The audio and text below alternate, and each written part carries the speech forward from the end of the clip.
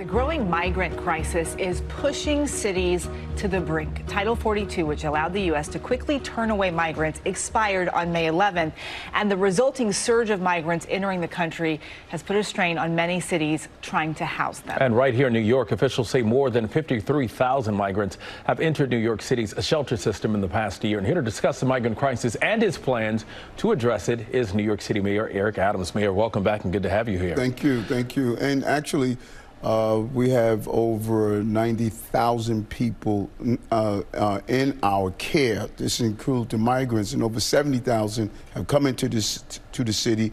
A little over 45,000 are still in our care. So this is an awesome obligation. And when you look at what I inherited January 1st, 2022, it was nowhere near these numbers. You say the crisis is destroying the city. How bad is it?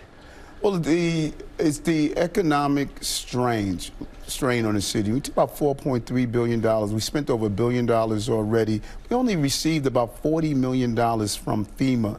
And the real crisis of what FEMA did is that the bordering states some received more than what we did, and they're using the money to ship migrants to New York. So a lot of these states is just a pass-through. And it's going to impact every area of our city. When we look at the over 100 and something hotels we've opened, HERCs we've opened, food, clothing, education, because they're not allowed to work, and that's all they want to do. They want to work, and the federal government needs to give them the obligation to do so. You mentioned the busing. So Texas governor has been busing migrants all across the country to Democratic-led cities, including here in New York. New York is now busing to other parts of New York, to upstate. One county executive said it's been, quote, organized chaos. What's your response, and what's the plan as we go forward?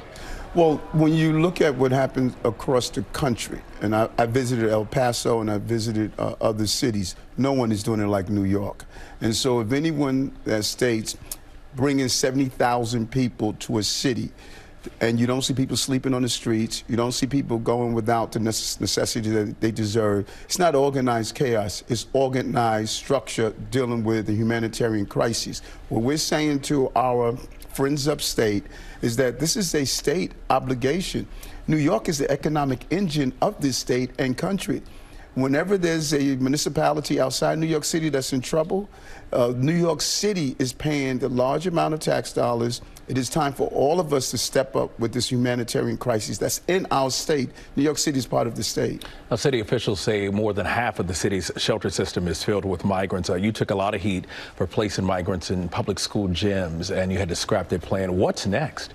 Well, we didn't scrap the plan, and we didn't put them into public school gyms as it was portrayed.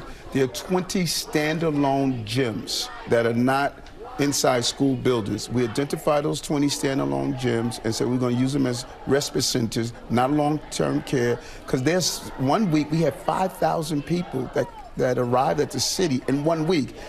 And so we have to make sure that when you have that heavy influx, where are you going to put people in the meantime?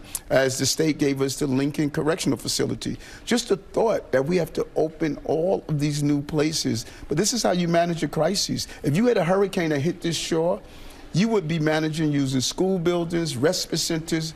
That's the crisis. We're getting a hurricane every week, and I must manage this crisis the right way. Over the weekend, New York City's Homeless Bill of Rights became law.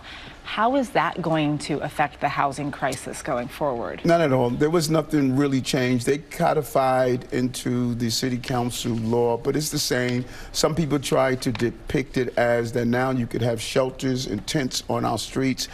Nope, that's not happening. We're not going to be in a city where you're going to see encampments and tents.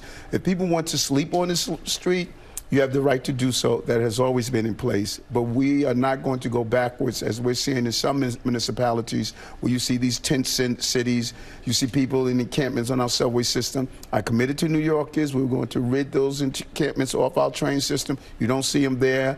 We're removing them off our streets. People need to be in care and services for wraparound services, and I'm not going to allow this city to go backwards. You're a busy man. Thanks for always making time for us. Thank you. We appreciate it. Good to see you. Good to see you.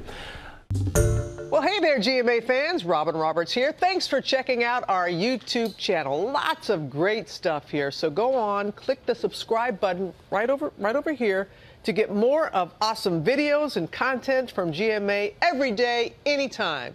We thank you for watching, and we'll see you in the morning on GMA.